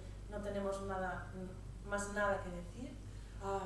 Y son fragmentos de telegramas que recibieron la familia de Guillem Agulló después del asesinato. Telegramas que llegaron de todas partes, de personas individuales, de colectivos, de toda medida y condición, digamos, eran todos absolutamente diferentes. Y era precioso, después pensé, pues es una forma de contar que es una visión personal y colectiva también al mismo tiempo, esa solidaridad que llegó de todas partes. Y aquí está resumida también esa resiliencia que decía, ¿no? Porque desde el primer momento, luego además fue creciendo, pero desde el primer momento la solidaridad se puso en marcha, ¿no? Hubo de entrada un silencio, una tristeza muy grande, una rabia, abrazarte y llorar, porque además mucha gente en Valencia pues tenía también, además esa sensación de decir, habría podido ser yo, o tú, o ¿no? Tanta gente que conoces y que habría podido pasar, pero después hubo la respuesta, no solo recomponerte, además, sino avanzar, ¿no? Y eso sucedió en el País Valencià, especialmente por parte de la gente joven, que no se conformó con el miedo que daban y que dan, porque ¿qué pasa? El miedo también es un de sentirlo, ¿no? Pero lo importante es que no te domine, ¿no? O controlarlo para poder tirar adelante, ¿no? Y eso es lo que pasó allí. Aquí se cuenta, por ejemplo, hasta huelgas en los institutos durante el juicio a los asesinos de Guillem. Pararon los institutos de la ciudad de Valencia, los institutos de bachillerato y entonces no había la ESO, como de BUP, no sé cómo, ¿no? Pararon para ir al juicio o simplemente para mostrar el rechazo en lo que ya sabían que sucedería en este juicio, ¿no? Y hubo pues esto, pintadas, canciones, murales, música, conciertos, ¿no? Fue un poco de decir, habéis matado a Guillem, y eso es insoportable, pero mira, aquí está Guillem, y aquí está Guillem, y aquí está Guillem, y aquí está Guillem, y realmente es lo que sucedió, ¿no? En las concentraciones que se hacían durante el juicio, pues justamente llevábamos unas caretas blancas que ponía yo soy Guillem Agulló, ¿no? Y era esa cosa de decir, pues mira, habéis matado a uno y tenéis 10, 20, 30, 100, 200, 3000 Guillems que no pararán y que no conseguiréis parar, ¿no? Y acabo ya con una historia muy bonita también de música, una canción de Obrim Pas. Obrim Pas, no sé si os conocéis, ahora ya no tocan, eran un grupo de rock en catalán que surgió en Valencia. Entonces no había grupos que cantaran rock en catalán. O sea, sí que había algunos, ¿no? Pero no que tuvieran el empuje que luego tuvo Obrim Pas en catalán desde el País Valencià. Y los Obrim Pas eran muy jóvenes cuando asesinaron a Guillem, tenían unos 14 años o una cosa así, pero ya empezaban a coger, pues cogieron una guitarra eléctrica y una dolçaina, ¿no? Que es el instrumento tradicional en el País Valencià, y los juntaron, ¿no?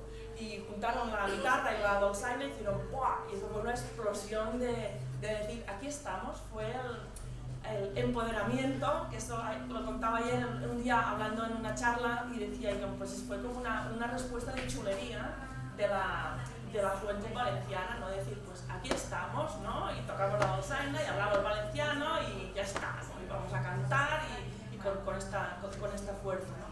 Yo decía que esto era chulería, ¿no? Y una chica en una charla me dice, no, se dice empoderamiento. Digo, pues eso es, ¿no? Si es la palabra, y es verdad, es más justa esa palabra, ¿no? Empoderamiento. Pues ahí está, ¿no? Fue un acto de empoderamiento colectivo de la juventud, sobre todo de la juventud, no solo de la juventud, y sobre todo valenciana, no solo valenciana. Y ahí queda representado en una canción que cantaba Orimpás, una de sus primeras canciones. Nosotros la teníamos creo que está en la maqueta, ¿no? La cinta de cassette está porque sí, en la maqueta inicial de Orimpás, cuando había las cintas de cassette, bueno, cosas que pasaban en los 90, ¿no? Y es una canción que ellos la escribieron pensando en lo que fuera, y que decía, no, yo no la cantaré, que canto muy mal, pero decía, no estàs sol, no tingues por, ya ningú trencará el teu cor, ¿no? No estés solo, no tengas miedo, ya nadie romperá tu corazón. Y no sé por qué la escribieron, pero cuando la cantaban, la gente que la escuchábamos la asociaron con el caso de Guillem Agulló, ¿no? Por no tengas miedo, por el corazón, por lo que fuera, y por ganas de tener una canción que te saque la rabia y la fuerza para afuera, ¿no? Y entonces cada vez que la cantaban, el público la relacionó con esto. Y al final la canción hablaba de Guillem Agulló, es decir, aunque inicialmente no fuera, ya era la canción que contaba la historia de Guillem Agulló, ¿no? Y en cada concierto pues se alzaban las banderas o los puños, o la gente bailaba o se abrazaba, cada cual lo que quisiera con más fuerza, ¿no? Y es una forma de mostrar lo que sucedió especialmente en el País Valencià con el caso de Guillem Agulló, ¿no? De pues, salir a cantar sin miedo, o controlando el miedo en todo caso para que no nos parara, ¿no? Esto es sobre todo por eso los padres de Guillem Agulló dicen que no es una historia de muerte, sino de vida, la historia de Guillem Agulló, y como siempre pues tienen toda la razón. Muchas gracias.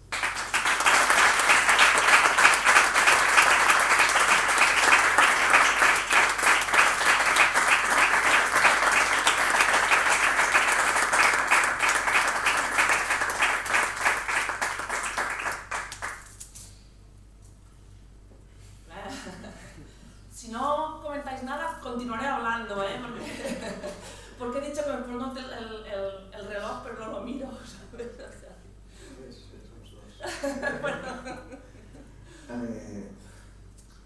Bueno, siempre hay cuestiones que quedarse en el silencio, y los silencios son importantes. Sí, Los silencios son te importantes. quedas frío después de escucharlo todo. Porque estamos hablando de una historia que ocurre en los 90, pero es terrorífico, que ocurre en pleno siglo XXI, 2022. Ya no solo es por una idea política, sino por tus simplemente pensamientos, creencias o cualquier gusto que tengas. Es ser criticado, perseguido, atemorizado. Y es que te pones en la situación y ya no solo por ser mujer, ser hombre, ser trans, que te gustan las mujeres, que te gustan los hombres, cualquier tipo de género. Te da miedo salir a la calle. Y pensar, yo si salgo un día teniendo los mismos años que tiene él, y si no vuelvo a mi casa. Es que, claro, las personas que son adultas lo ven desde otro punto, pero las personas que somos pues más jóvenes lo vemos desde su punto de vista. Que por mis pensamientos me vengan, me persigan, me maten, se lo digo a mi madre. Habré dejado una vida a medias, sí, mi historia se va a contar, pero yo no habré podido ayudar, apoyar esas causas en las que yo creo. No sé, yo lo veo desde su punto de vista. Que comentes esto, hay una cuestión que sí se comenta en la novela, que la verdad que estos días atrás pues no lo sacamos, pero yo creo que va en relación con lo que acabas de comentar, esto pues, un fanzine de los compañeros de Guillem, pero después del asesinato, un par de años después, año 95, cuando ya está celebrándose el juicio, ¿vale? Y hay una, ya os digo, no lo comentamos en presentaciones, pero sí sale en la novela y una de esas partes que, bueno, que sí que no solo te provoquen el silencio, sino que te pueden provocar la mayor, no sé, la mayor mala hostia que puedas llegar a tener, ¿no? ¿Vale? Dos titulares. Estos de prensa reproducidos en fanzines de los años 90, ¿no? En este caso, el fanzine Skins de Charlotta. La policía retiene y ficha a 90 jóvenes que acudieron al juicio por la muerte de Agulló. ¿Vale? El segundo, la policía intercepta y ficha a los manifestantes de los autobuses. ¿Cómo no los autobuses? No lo comentamos, ¿verdad? Pero sale ahí y cuando ves, pues digamos, esa parte donde una rapacina con, pues sí, con toda la ilusión, no solo de vivir, sino también de que se faga justicia para lo que falla Guillem Agulló, pues monta en un autobús, que ella lo único que va a hacer es ir a una condenación pacífica para mostrar la refuga al asesinato, para decir que hay un tipo de rapazos que busquen construir un mundo mejor y tener una vida mejor, y lo único, o sea, que consigue es una sede policial, el aislamiento, el no poder ir a esa concentración. Sí, pero hay una cosa, él está contando cuando se hizo el juicio a los asesinos de Guillem Agulló, que hubo esta concentración, ahí pasaron muchas cosas de los dos lados, en el sentido de, a ver, pasaron cosas terribles que atacó la policía, o sorpresa, ¿no? Una concentración de gente, sobre todo de gente joven, tots son Guillem Agulló, eso de las caretas que contaba y demás, y llegaron los antidisturbios y empezaron a golpear a todo el mundo, ¿no? Y además de esta forma de que cuanto más débiles a quien golpean, pues con más saña lo hacen, ¿no? Y como eran pues, la mayoría pues, gente muy joven, pues golpearon con tal brutalidad que esto sucedía en Castelló. Comentaba el otro día, Castelló es una ciudad bastante conservadora, en general hay de todo, como en todos sitios, las etiquetas son así, ¿no? pero de una composición social bastante conservadora. Conservadora en el sentido además de orden y por tanto delante de un uniforme o de un joven pues, con los tejanos rotos, digamos, pues quien tiene razón es el uniforme, ¿no? Esta mentalidad, ¿no? De entrada. Y lo que pasó es que golpearon tan brutalmente a los chavales y chavalas que estaban en la concentración, pues tuvieron que huir, y sucedió, por ejemplo, que un tendero, un comerciante, ¿no? Claro, entre las personas conservadoras de Castelló, los comerciantes pues, son un poco más conservadores que las personas conservadoras de Castelló, ¿no? Pero en ese caso, al ver lo que estaba sucediendo, que eran chiquillos huyendo de esos armarios con porras, pues los hizo entrar a su comercio, bajó la persiana para proteger a los jóvenes de la policía. Y además una persona que estaba allí, después lo contaba, dice que ese policía se quedó allí, así, ¿no? Delante de la persiana, y parecía como un robot de esos de juguete cuando choca contra, ¿no? Iba chocando y no sabía, ¿no? Y se quedó allí como, me han cortado esto, ¿no? Claro, ese comerciante hizo un clic, digamos, ¿no? Un cambio en su visión al ver una realidad que para él, por muy conservador que sea, era insoportable, ¿no? Era como ver a la policía pegando a chiquillos que estaban ahí, ¿no? Pues eso es una reacción que poco a poco, buena parte, no toda, pero buena parte de la sociedad valenciana fue teniendo a conocer las cosas, algunas de las cosas que sucedían en el caso de Guillem Agulló. Es decir, que no puedes evitar colectivamente el asesinato de Guillem, pero sí que puedes señalar qué cosas permiten que siga sucediendo cuestiones como esa, qué cosas permiten que los elementos que violentan la sociedad valenciana sigan sin que los identifiquen, y en cambio la policía persiga a los que denuncian estos casos, ¿no? Esa es una de las cuestiones, digamos, positivas que sucedieron a raíz del asesinato de Guillem Agulló, ¿no? Otra cuestión, por ejemplo, también es que antes he visto en el fanzine, yo se lo decía también porque luego cuando dos de los autocares que habían ido hasta Castellón regresaron a Valencia, los detuvieron, ¿no? O sea, la policía detuvo 2 autocares. Habían puesto a la entrada de Valencia unos pinchos de estos en la autopista, había todo de furgones de la policía y se llevaron los autocares detenidos, ¿no? Primero intentaron que la gente bajara y llevárselos con las furgonetas, hasta que 1, 2, 3 y 4 vieron que pues, no cabían, ¿no? Cosa que ya de entrada se veía, ¿no? Porque los autocares, ¿no? 2 furgonetas, pues igual la gente no cabe ahí, ¿no? Hay que contar y cosas de estas que no siempre, pues hicieron toda la operación, y como vieron que no cabían dentro de las furgonetas de la policía, se llevaron secuestrados los autocares. Estuvieron sin avisar a los familiares, la mayoría eran menores, los cachearon, algunos que eran policías hombres cacheando a las chicas, bueno, una cosa, insultándoles, hijos de puta, ahora os vais a enterar, la próxima no sé cuántos, bueno, todo esto está en la novela, se cuenta pues, a través de la denuncia que pusieron luego los jóvenes, ¿no? Y esto, que puede ser traumatizante, no lo fue en el sentido que fue enrabiante, no sé cómo decirlo, ¿no? Es decir, bueno, es que os habéis creído que nos podéis hacer eso, es decir, que la respuesta fue contraria. Y uno de estos jóvenes, por ejemplo, de los autocares, pues ahora es diputado en las Cortes, que es el Nadal, que es el cantante de la Musa Sorda, que era otro grupo de música que luego salió y demás, ¿no? Es decir, que cambiarlo no lo cambiaron mucho, ¿no? de esta. Y otra cosa muy rápida que quería decir, en este fanzine que contabas antes de los este es el de los conciertos. Sí, el de los de defensa de la raza. Exacto. Un concierto que hicieron a los skins nazis en Valencia antes del asesinato de Guillem Agulló, que se llamaba esto Concierto de la Raza. ¿Va? En defensa de la raza, ¿eh? Sí, o sea, ya hay para analizar eso.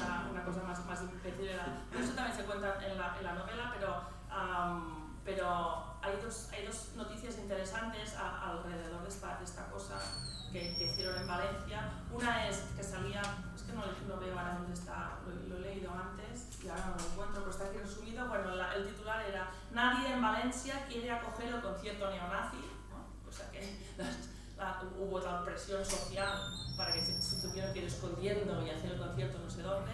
Y otra noticia interesante es que al final, como no tenían a nadie a quien pegar, se pegaron entre ellos en ese concierto, ¿no? Cosa que es muy...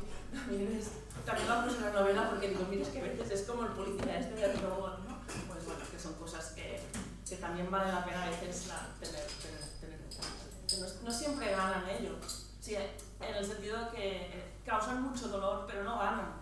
Eso es importante también, o causan miedo, ¿no? Y todavía ahora, el miedo que comentabas tú antes, ¿no? Pero, porque ellos están ahí mismo, pero nosotros no, nosotros hemos avanzado, ¿no?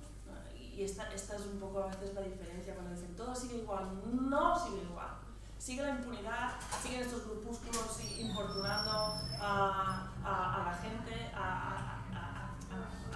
asediándola y demás, sí. Pero nosotros no estamos donde estábamos entonces. Hemos aprendido, hemos crecido y hay más. Hay ese tendero, por ejemplo, que ya lo ha visto y ya no actuará como actuaba antes, ¿no? Esto es importante. Esto es importante saberlo. He dicho que es una pregunta 10 minutos, ¿no? Perdona. Y hablando de 1000 cosas, disculpe. Bueno, pues muchas gracias.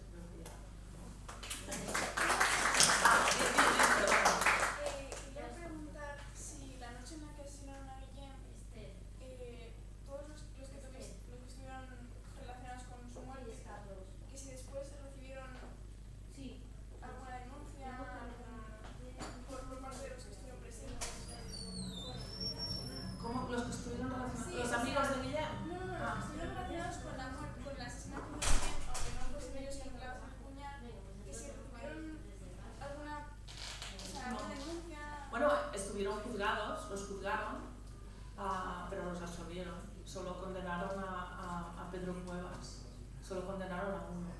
estuvieron en el juicio, pero los absolvieron. Luego, Bueno, hay una parte que, o sea, como decía Nuria, Montanejos sí era, pues eso, un pueblo guapo, ¿no? es muy bonito. Bueno, no sé, no quiero visitar Montanejos, la Es verdad. muy bonito.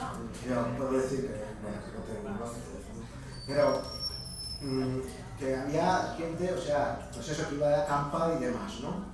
Y entonces, los que son coautores del asesinato, ¿de acuerdo?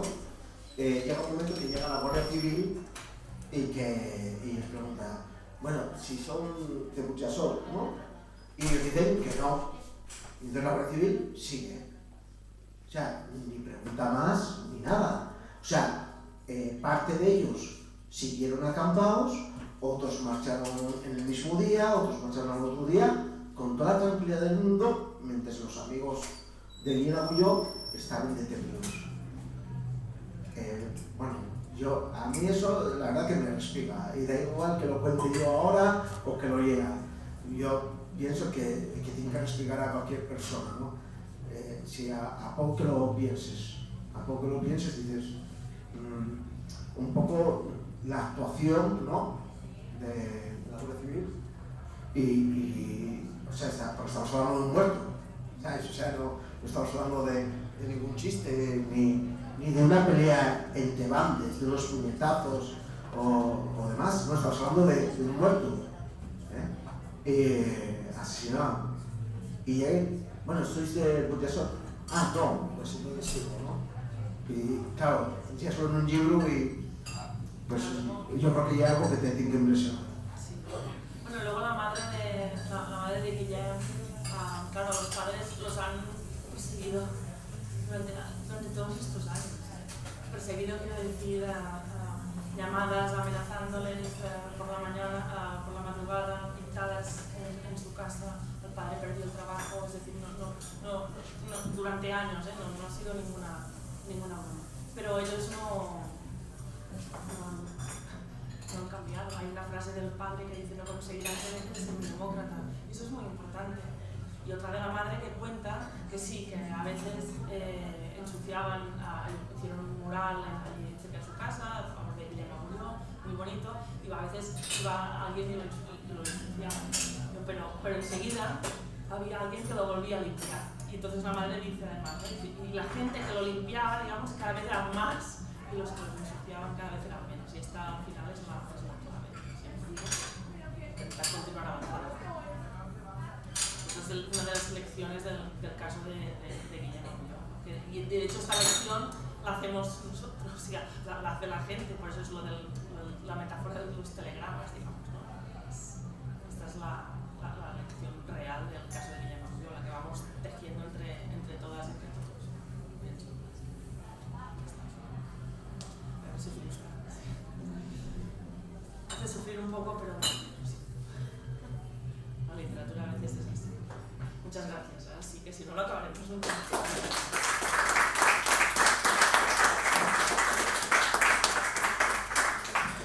Bueno, más nada, agradecer a la Llocura, como siempre, acolleros na súa casa para presentar un libro de edición Estrada, en este caso es el título de la colección Calume.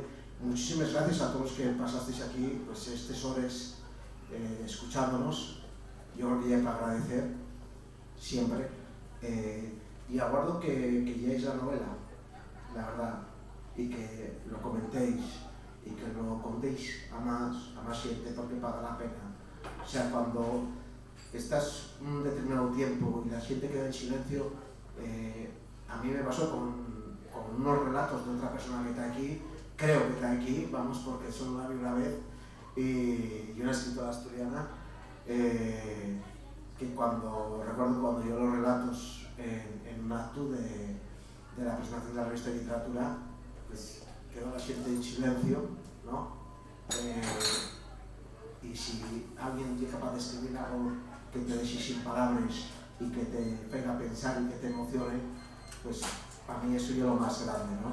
Eso lo consigue Nuria Cadenes con Guillem, y la verdad que no puedo dejar de recomendarlo, ¿no? Además con una traducción tan guapa que hizo Miguel, con el ciño máximo que se puede tener, porque una cuestión que es trabajar y otro, pues tener esa estima, ese fiño querer dar lo mejor de uno, que yo creo que lo demostró a Bordeaux con la traducción que publicó Ediciones Trame. Muchas gracias, más nada, a la locura, de nuevo, agradecimiento. Espero que vos preste la lectura y que, bueno, que vos venga a hacer ver el sangre, ¿no? Porque al final somos eso, personas, y que vos venga a vibrar y pensar. Muchas gracias.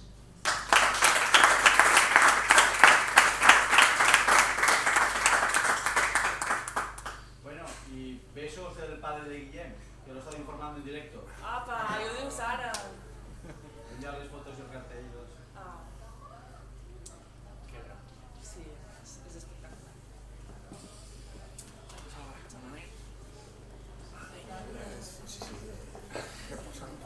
Este libro me lo dejó un chico que se tenía que ir